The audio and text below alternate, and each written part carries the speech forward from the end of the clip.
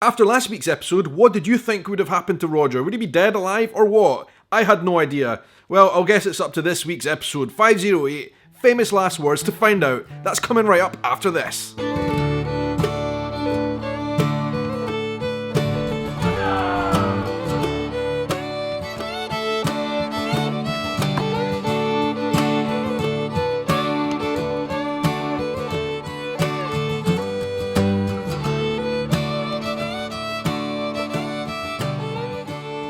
Hello everybody, how are you doing? Welcome to today's episode of the vlog. It's great to see you here. This is another Outlander review for Season 5. My name is Shaun and I'm a YouTuber from Edinburgh in Scotland, talking all things Scotland, United States, America, the Americas. Putting our cultures together, and Outlander is very much a big part of that. Thank you very much for joining me on this review, and if you're new to my channel, please don't forget to hit subscribe and join the family. After I reviewed last week's episode, I had dozens of messages from people and comments from people saying they wanted me to review every episode of Outlander from here on in. And I'm thinking I might actually do that, but I'm going to set a little bit of a challenge. If I can reach my goal of 250 Patreon members, and I'm very close to that, then I will review every episode of Outlander, including the ones I have missed over the last month or so. Patreon members help contribute to the running costs of my channel, and they get benefits including early access and behind the scenes blooper reels and all that kind of stuff. So consider signing up and help me reach the 250 goal. Outlander episode 208,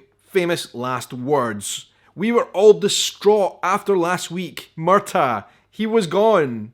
Maybe this week would give us some solace because there was one major loose end at the end of episode 507 because Murtagh had obviously died.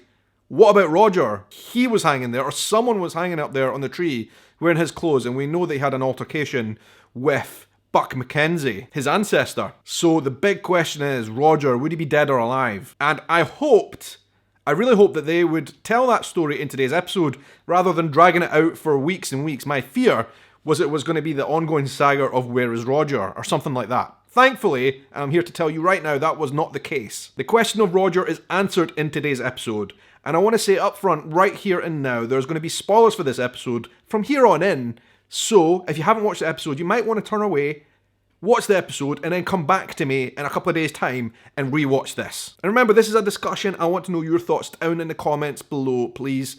I want to know if I've anything I've missed, if there's anything that I say that you don't agree with, or if you do agree with, or things that I've said that you might have missed.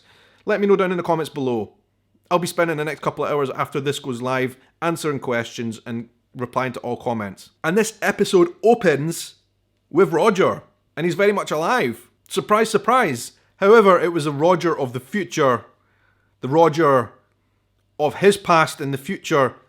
That's complicated. It was Roger alive, but it was a flashback to Roger when he was teaching in Oxford. And he's talking to his students about famous last words. Thinking about famous characters in history and the last words they used before dying. Wow, well, there's a big connection to Roger, because they asked him what his famous last words would be. Brianna was in the room as well, which, to be honest, is a bit weird. If you're a teacher, you don't bring your girlfriend into class. She was sitting away in the back of the room listening in as the students asked Roger what his famous last words would be. And what he said was, and I'm going to read this out, "Let history forget my name so long as my words and deeds are remembered by those I love." I presume those are words that are taken right out of the book, out of Diana Gabaldon's words that she wrote for Roger. Those are words, those types of scripts are not generally the ones that they make up in the show. Could be wrong. Then they go on to talk not only about their last words, but also Roger and Brianna mention quickly their fondness of watching silent films. And then we go on to a silent film, and it's Roger back in the past,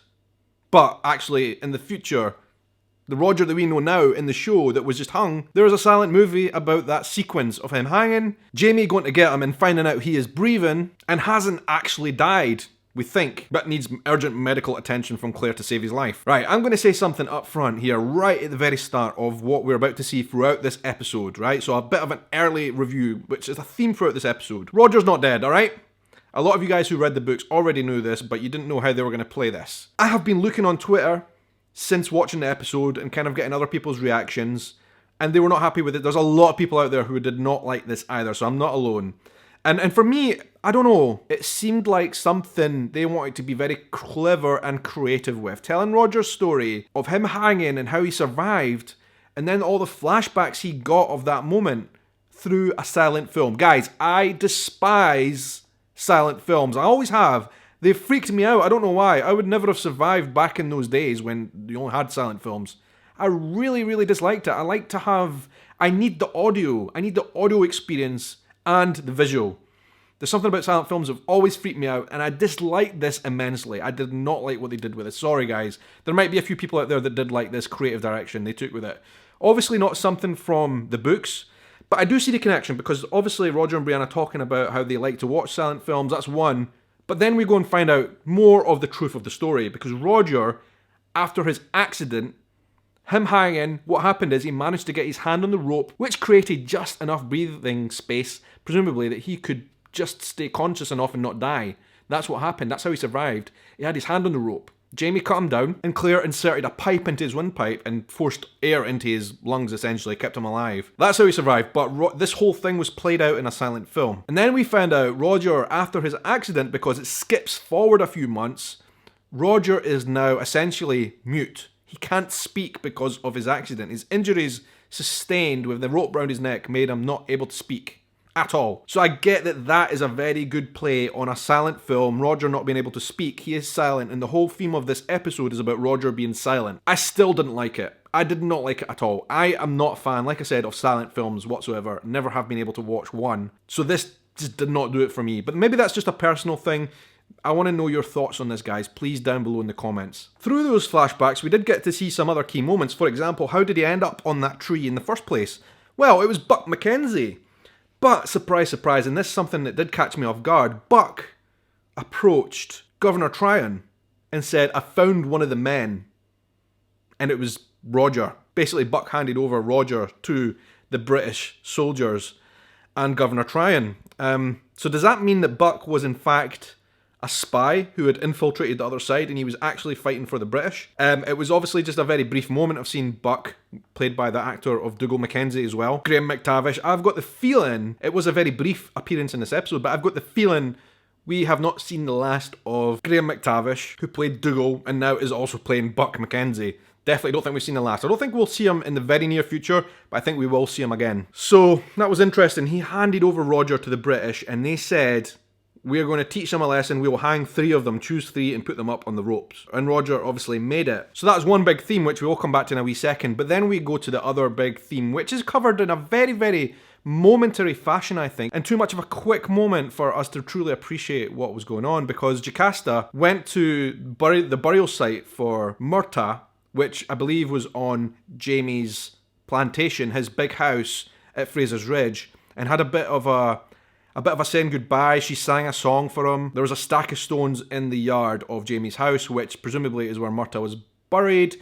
And obviously she had that goodbye moment with Jamie. Jamie was crying and all that. It was very, very sad, but I think it was very momentary considering the impact that Murtagh had on the show. If that's the last of it, the very last of the Murtagh story right there and then, it almost seemed to have just flown by and like they almost just brushed over it a little bit. I don't know. Be interesting to know what book readers think of this. Was this a bigger moment in the books than it is obviously in the show? I mean, I know they can't cover everything, but I feel there might be other things in this episode that we didn't need that could have been covered more than that. Anyway, Jamie has obviously been in touch with Tryon and told him about what happened, that he accidentally hung Roger. And Tryon, to his credit, apologised profusely and offered Roger 5,000 acres of land in the back country, presumably near where they all live. So I know we saw that big fight between Jamie and Governor Tryon in the last episode, but I think that they might have patched things up a little bit through that. Because if Tryon was still really mad, he obviously wouldn't have given that gesture. So that's interesting. I wonder if we'll ever see Tryon again. Presumably we will. But he will be going off to New York, obviously. Then we have Lord John Grey is back again. Good to see him. He gives a gift of, I can't remember the name of that thing. It's not a compass. It's one of those things that where the sun shines on it and then you're able to tell the time, which is good as a watch back in those days. What was the name of it? A planetary something or other? I can't remember. Anyway, Lord John Grey gives a gift of that, which would have been a very expensive item back in those days, to Brianna as a gift as well, as he leaves Fraser's Ridge. I'm not sure when we'll see Lord John Grey again, but hopefully again soon, because it's a good actor, good character, good to see him around. Speaking of Fraser's Ridge, a lot of people have asked me about these t-shirts and all that kind of stuff. There's a link down below for a 10% discount. Go and check them out. There's a link to a few different versions down there. Anyway, the story of Roger not being able to speak is playing out throughout this episode. Again and again and again. We get these flashbacks with the silent film. It just wasn't impactful. I felt like those flashback moments with Roger looking back at what would have been a really traumatic thing, were weak because of the silent film. They could have been so powerful. And I'm thinking, I don't know if you guys all agree with this, but I'm thinking about Jaime's flashbacks to the War of Culloden when he was fighting with Blackjack Randall and he killed Blackjack Randall. Those flashbacks were very powerful, but I felt these were really, really weak. Brianna's telling him, we need to speak, we want to even just whisper to me. Roger surely would have the ability to whisper, but his heart doesn't seem in it. He doesn't even want to try. Why not? Is he ashamed? Come on, Roger. We see Jaime there, the whole family are all together, and then the wee boy as well, Jaime. Jaime says something which presumably is right out of the books as well. It's Gaelic, a new Gaelic word introduced into the show. Ahushala. Ahushala? I think I'm saying it right. Difficult word to say. It's a Gaelic word which means basically your kin, a member of your family. Jaime's grandson, alright? Ahushala. Anyway, Roger has a prime moment where he can speak. Jaime's running to the boiling pot of water and almost pulls it over. Roger grabs him and almost shouts over to him to tell him to stop, but doesn't quite make it. And we're all thinking, is this when he's going to come back? Is he going to come back? Nope, he's not talking. He goes outside. You know what? Roger, in my eyes, has always come across as a bit wimpish, a bit lame. And now that he won't speak, it's just coming across all the more. He hears Brianna singing the Clementine song. I'm not sure if that's the actual title of that song. Anyway, and he's crying at the fact. I'm not sure why he's crying though. Why is he crying when he hears that song? Is it because he wants to sing it as well? Sometimes I wonder about Roger, guys. I'll come back to that. Then we have probably the biggest moment of this episode for me, I think. Jaime, Claire, and Jemmy were out in the woods down by a river. They hear some rustling and there is a pig, a boar, which I've learned, by the way. When I was in the States last year, I was told just how dangerous these wild hogs are. More dangerous than just about any other animal. Alright? That's an aside. They hear this rustling, the pig comes out. Someone shoots it dead with a bow and arrow. They look up the hill, and we can see the silhouette of an Indian man, a Native American. And guys, please correct me down below. It would be good to know actually, because I want to do a video about this in the very near future. Scotland's connection with people who are Native Americans. I want to do a video about that, but I'm a little bit nervous about doing it because I don't know, and I've heard a lot and I've seen a lot of different ways that people refer to Native Americans, and I don't know, I don't want to be offensive whatsoever. I would like to find out more. So if anybody has any more information where I can read up about this, please do drop links down below. Because I'm fascinated about it and I want to be as respectful, and I want to be respectful about it. Anyway, they see a silhouette of a Native American man. You would usually associate that with great fear and danger when there's conflicts over land and all that kind of stuff between Jaime, who is a settler, and a Native American. But then his face lights up with joy. Who is this? We look up. It's only bloody young Ian. Wow, and he looks different. He is obviously fully taken on the role of a Native American. He was brought into the Mohawks, and he became them, obviously in the way he's dressed, the way he looks. He's fully became a member of that tribe. And it's just blooming great to see him. Jaime and Claire are all overjoyed, but there's something different about young Ian. It's like something's changed. He's quiet, he's dark, he's looks harmed in some way. He doesn't physically look harmed, he looks physically very different, but he doesn't look harmed. But there's something about him that's different. He's acting different, he's acting weird. And Rollo's back as well. What a joy it is to see Rollo back. Rollo and young Ian, very good characters, and I think everybody's favourite, young Ian, and it's great to see him back. How long for? Who knows? It's very clear that young Ian is caught between two cultures. His Scottish roots, his family, his clan, and now his new family with the Mohawks. He seems like he's torn between two worlds at the moment. Anyway, that's a story that we'll come back to, because we go back to Roger. Marsley is there with Roger alone, and they are looking at what looks like tarot cards. Is it tarot cards? You know, the cards when you kind of look at your future and what might become? And every time she pulls out a card for Roger, it is a hangman. Not sure what that card means, but Roger, still not speaking, already looking grumpy, is furious and throws the cards on the ground. Then Brianna comes in and they have this big confrontation. Not much of confrontation really, because he doesn't say anything. It's only really Brianna that's talking. But guys, I just need to get something off my chest, right? And I'm going to say sorry to Roger fans out there. Last season, season 4, I felt was a whole entire season of saga of how rubbish Roger was and how he needed to wake up and give himself a shake. That's what every episode of my reviews for last season were like. And now I'm feeling like we're going back there. Roger is so annoying. He annoyed me last season and he has annoyed me again. And I want to know your thoughts on that. He appeared throughout last season as, at times, weak, arrogant, and sometimes stupid as well. And like we're seeing that coming back again. Because there's no need why he needs to stay totally silent. Of course, his he had an injury to his neck and he wasn't able to speak properly. But he could definitely whisper. There's nothing stopping him from whispering, other than what's in his head. The character was irritating me. Maybe I shouldn't feel like that, but that's the way I feel about Roger. He annoyed me last season and he's annoying me again. Anyway, good to see the whole family back at dinner, with young Ian there as well, and they're talking over the hog roast, and we start to get glimpses of what might have happened, what might have became of young Ian. They're asking him questions and he's reluctant to answer. He doesn't want to answer. He tells them the Mohawk are good people, but he is not going to return, which is interesting. Does that mean there's potentially more conflict in that side of things? Young Ian has a dark story to tell. There's something in him that he's not given us. We're going to find out, hopefully at some point, but there's something he needs to say. Jamie meets him outside. He wants to sleep outdoors. He's obviously not used to being indoors in a big house. Jamie's trying to ask him, what's going on with you? What has happened to you? And young Ian says, you and Claire, Jamie, you've got stories that you will never tell anyone else in this world. I have my own, basically is what he was saying. What is it? What is going on in his head? There's some deep mystery there. Anyway, he was asked if he would go with Roger and stake out Roger's new 5,000 acres of land that he inherited from Governor Tryon. So the two of them are going to go on a mission alone to stake out that land and make a claim on it. That'll be interesting. Neither of them speaking very much. Both of them look really, really unhappy with life. Someone has stolen herbs from Claire. I can't remember the name of these herbs, but they're dangerous herbs that would kill a man if not used properly. Someone's stolen them.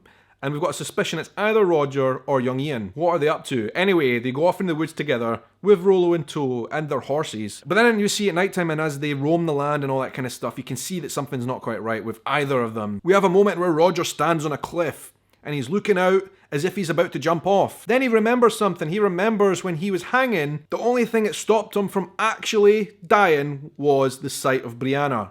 I think that's what kept him alive. It was his last vision. And then we go to young Ian, who is doing some kind of ceremony. He has buried his axe. He has buried his hatchet. Buried the hatchet. That's interesting. Is that where that saying comes from? Anyway, I'll come back to that in another video. He's buried his weapon. And we see him boiling a pot of water with the roots in them. He is obviously, on his own, about to drink. And, well, we know what would come after that. By the way, Rollo's whimpering. That was really heartbreaking. How could you do that, young Ian? Rollo, think about Rollo, for goodness sake. Roger comes up from behind and boots the pot over and away from young Ian so he can't do what he was about to do. They have a bit of a fight. They roll around on the ground for a bit. And then finally, Roger says his first words. He is no longer mute. And all it took was a bit of a wander into the woods with young Ian. And then we find out some more, right? Young Ian, who'd been with the Mohawk and no longer is, and has got this dark story to tell. With Roger, we find out that he has lost the woman in his life, whoever that was. We don't know. We're probably going to find out at some point. But he's lost her. And that is what his real heartbreak is at the moment. That's what's really keeping him, that's what's making him sad, angry, and miserable, was the fact that he has lost a woman. We don't know much more than that, but that is the story. He asked Roger, what was the last thing he saw before he almost hung? And that's what it was. He saw Brianna. And young Ian saying, so I'll be tormented with this even after I die. Essentially, yes. So young Ian and Roger, they've had this conversation and they ride back off to Fraser's Ridge. Thankfully, both of them alive and well. And I must say, guys, I was really annoyed with the build-up of this. Roger, the flashbacks which continued throughout the episode, they were slow, and Roger just, like I said, was a bit annoying. But what I will say is by the time we get to the end of the episode, Roger is speaking. He gets back to Brianna and speaks with her. That's what we were getting at, Roger speaking again. And I must say, having thought about it, right, it was annoying how everything happened, but Outlander dealt with a really serious issue today, I think, which is pertinent not just for those times and what those two faced, but a very modern day problem that we have with depression, anxiety, and those types of feelings which we know can be very, very serious. And Outlander dealt with that today in this episode, and I think that's something that we all can look at and think, how does that apply to the modern world today that we live in? And Outlander has been consistent throughout all the seasons in addressing issues like that. Something that was in those days but could also relate to us now. So that's a fascinating take on things, and I think they handled it very well. Something that a lot of people face in their lives or know people throughout their friends or family who might have gone through this as well. So I think it was well done actually in that respect, definitely. Anyway, I still maintain Roger is a wee bit soft sometimes and annoying. But you know what, at least he's talking again. That's what we got to in the end of this episode. That's what it took so long to get to this point, is Roger talking, alive and well. Young Ian is back with the family. How long for, we don't know, but he's alive, at least we know that now. And it's kind of left the end of this episode without any real cliffhangers. What comes next? who knows? This has left the rest of the season wide open. But anyway, guys, that was my review. I would love to know, like I said, your thoughts down in the comments below. I did feel, guys, and I've said this before online on Twitter and stuff like that this season has been a bit slow. And I haven't enjoyed it as much because of that. Last week's episode, although it was tragic to see Murtagh die, it brought it back for me. It was great, powerful, emotional. And that was the Outlander of old that we all fell in love with. And I feel like this week's episode took a step backwards again. I'm still really, really love it. And I think it connects Scotland and the Americas and that history with the Highlanders in their movements. I think it captures it very, very well still. And for all I'm complaining about Roger, I will say Richard Rankin, who's the actor obviously for Roger, did an amazing job of conveying his emotions throughout. You know, this was not about acting. I think there's something in the writing or the storyline that is a mess. I don't know what it is. I can't put my fingers on it, but I'd love to know your thoughts down below in the comments anyway. Still a great show, but don't know. Anyway, that is my review for this week. And like I said, if you want to see more, join in with my Patreon members. All the people you see down below right now, these are my top supporters in the credits bracket, and I thank everybody who has contributed to my channel through Patreon over the years. It means a great deal to me. Thank you guys all for watching. It's been great to speak to you as always, and until the next episode, I hope you have a good night, morning, evening, afternoon, or whatever time of day it is, wherever you are in the world. Take care.